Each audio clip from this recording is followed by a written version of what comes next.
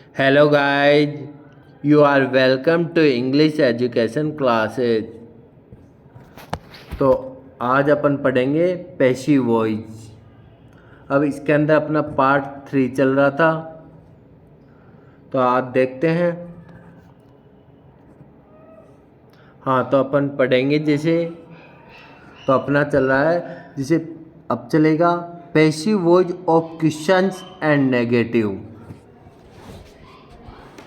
यानी क्वेश्चन और नेगेटिव यानी नकारात्मकता की पैसिव वॉइस। अब इसका रूल्स है, in negative sentence not is used after the helping verb, यानी नकारात्मक वाक्य के अंदर, नेगेटिव यानी क्या होता है, नकारात्मक,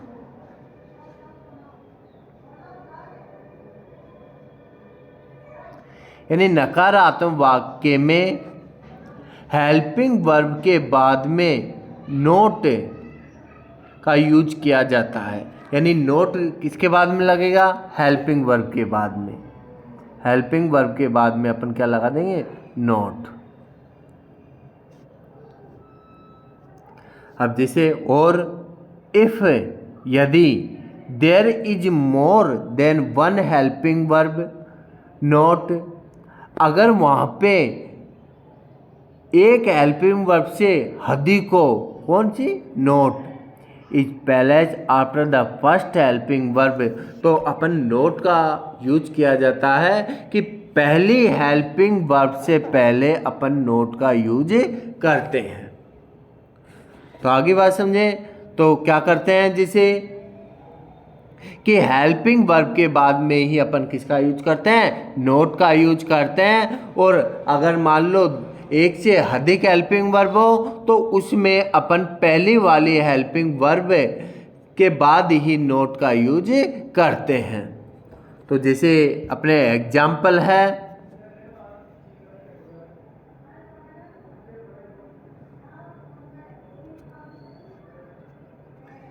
he does not write a book, he does not write a book। तो अपना रूल्स है कि अपन क्या करते हैं कि पहला यानी ऑब्जेक्ट का सब्जेक्ट बना देते हैं। तो इसमें ऑब्जेक्ट आ रहा है ए बुक, तो अपन सब्जेक्ट की जगह लिख देते हैं, तो अपन ने लिख दिया। इसके बाद में अब इसमें कौन सा टेंस आ रहा है, इसमें आ रहा है प्रेजेंट इंडेफिनिट टेंस। तो प्रेजेंट इंडेफिनिट को अपन इज आर एम में कन्वर्ट कर देते हैं। तो किस में कन्वर्ट करेंगे, इज आर एम में, यानी प्रेजेंट इंडेफिनिट को इज आर एम में कन्वर्ट कर देंगे। तो एक वचन के साथ अपन इज का ही यूज लेंगे, तो अपन ने कर दिया इज, नोट वैसे के वैसे आ जाएगा।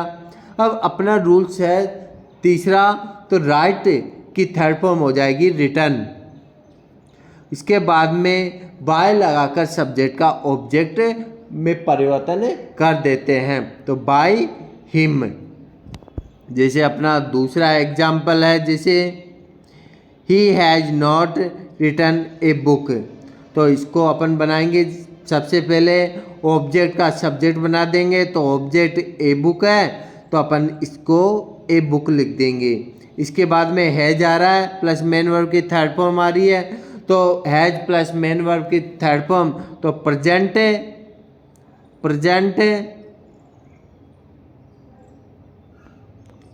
परफेक्ट हो गया।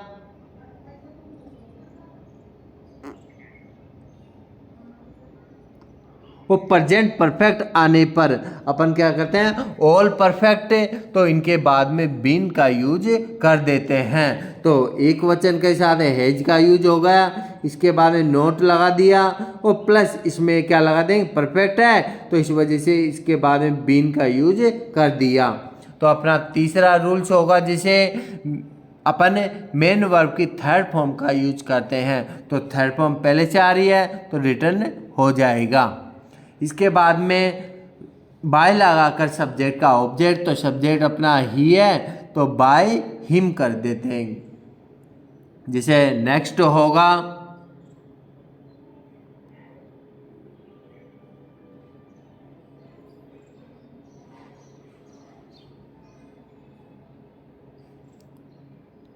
हाँ, अपना नेक्स्ट रूल है इन WH question the passive begins. यानी WH क्वेश्चन में जो WH वर्ड से शुरुआत होते हैं उन प्रश्नों के अंदर पैसिव बिगिंस यानी पैसिव की शुरुआत करते हैं with the same question word, यानी उसी क्वेश्चन वर्ड के साथ में। यानी जिस WH वर्ड से एक्टिव वाला सेंटेंस शुरू होता है उसी WH वर्ड से अपन पैसिव वाले सेंटेंस की शुरुआत करते हैं।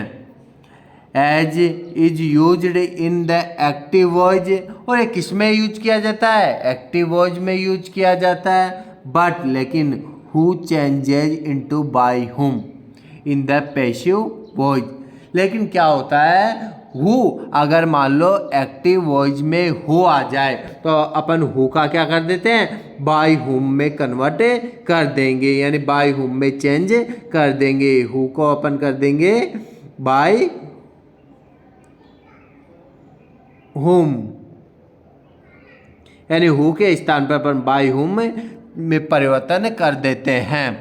एंड और is palace in the beginning of the sentence, और इसी स्थान पर यानी शुरुआत में वाक्य के शुरुआत में यानी इससे ही करते हैं। या किससे करेंगे? बाय हुम से ही करते हैं। तो जैसे अपने एग्जाम्पल होंगे,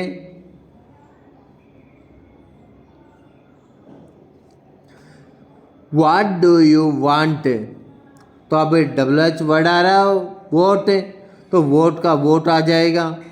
इसके बाद में अपन हेल्पिंग वर्ब का यूज लेंगे, तो यहाँ पे डू आ रहा है, तो डू प्रेजेंट इंडेफिनिट में आता है, तो प्रेजेंट इंडेफिनिट को अपन इज RM में कन्वर्ट कर देंगे तो एक वचन आएगा, क्योंकि यहाँ पे एक वचन का ही यूज होगा तो अपन इज ही कर देंगे।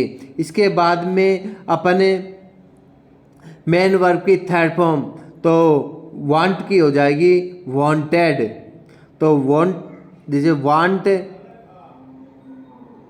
सेकंड हो जाएगी वांटेड, और थर्ड फॉर्म भी क्या हो जाएगी, वांटेड ही हो जाएगी। तो अपन थर्ड फॉर्म का यूज कर लेंगे। इसके बाद में सब्जेक्ट का ऑब्जेक्ट बना देंगे, तो बाय यू, और क्वेश्चन मार्क वैसे के वैसे आ जाएगा। अब जैसे हु ब्रोक द टेबल, तो ये आएगा। अब हु के जगह अपन बाय हुम का यूज कर देंगे, तो अपन ने बाय हुम कर दिया। इसके बाद में ब्रोक सेकंड फॉर्म आ रही है, जैसे इसकी फर्स्ट फॉर्म होगी ब्रेक,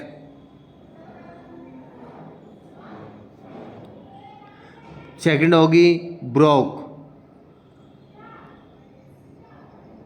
और थर्ड फॉर्म होगी ब्रोकन।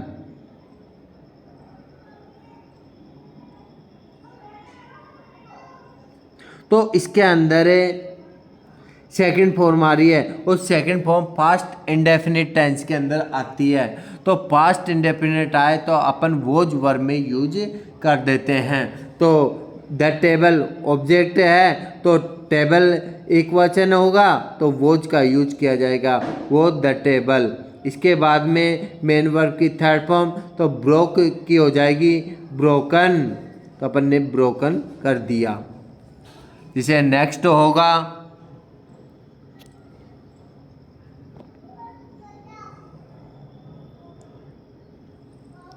हाँ, तो अपना नेक्स्ट रूल है the interrogative sentence is present simple and past simple. यानी इंट्रोगेटिव सेंटेंस पर्सनवाचक वाक्य प्रेजेंट सिंपल के अंदर हो और पास्ट सिंपल टेंस के अंदर हो। ओमिट देयर, जैसे उसके अंदर कैसे पहचान सकते हैं, जैसे डू डज प्रेजेंट सिंपल में हो गए और डिड पास्ट सिंपल में होते हैं। व्हेन जब अगर इस तरीके से आए तो they are change in the passive, तो इनके अंदर यानी पैसिव में इनका परिवर्तन करते हैं।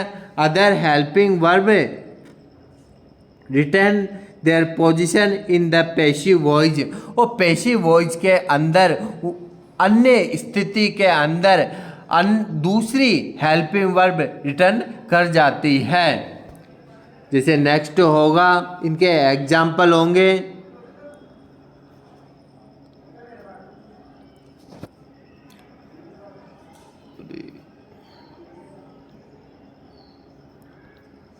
जूम कर लेता हूं।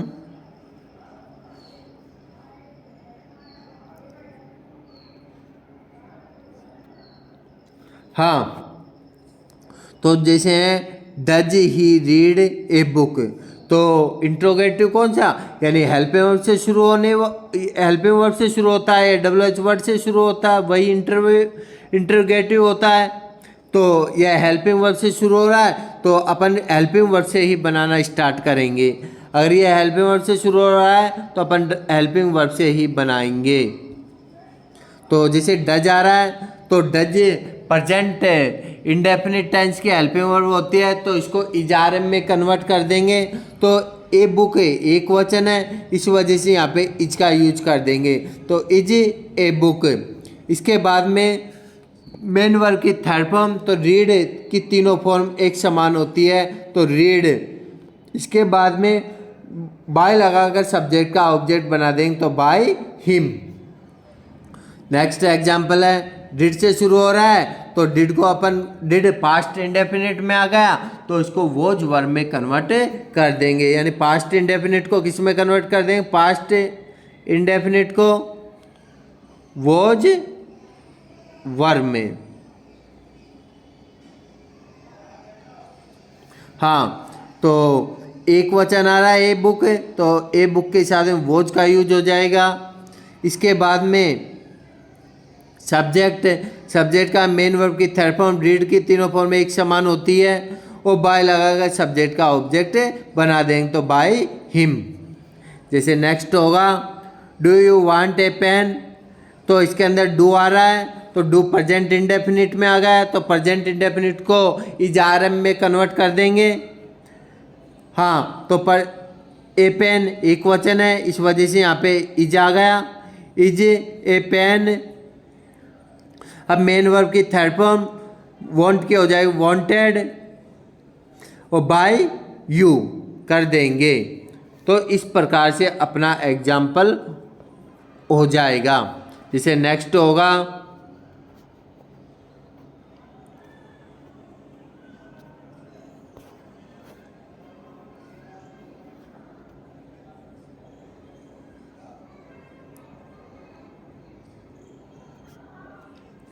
नेक्स्ट एग्जाम्पल है, was he writing a letter, तो वोज आ रहा है, वोज कंटिन्यूस के अंदर आता है, तो ऑल कंटिन्यूस को अपन इनके बाद में बीइंग का यूज कर देते हैं।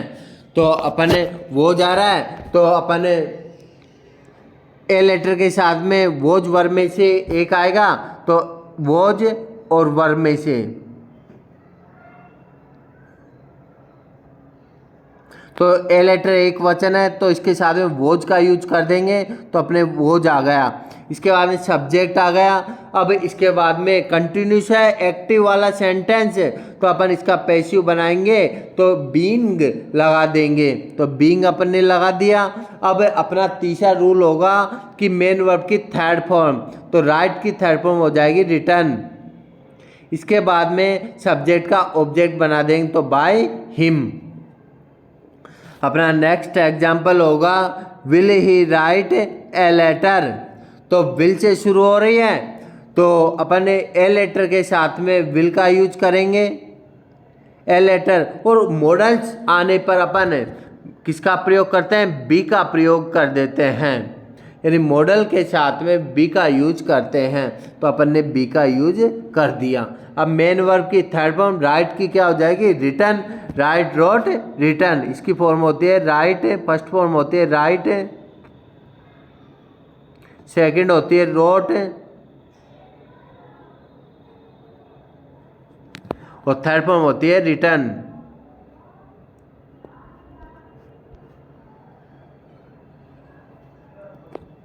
हाँ, तो अपन ने थर्ड फॉर्म कर दी और अपना नेक्स्ट रूल होगा बाय लगा कर सब्जेक्ट का ऑब्जेक्ट बना देते हैं, तो बाय हिम। जैसे आगे होगा टू बी कंटिन्यू। हाँ, तो आज का समय अभी ख़त्म होता है। तो अगर आपको मेरा वीडियो अच्छा लगे तो लाइक शेयर सब्सक्राइब ज़रूर करें। थैंक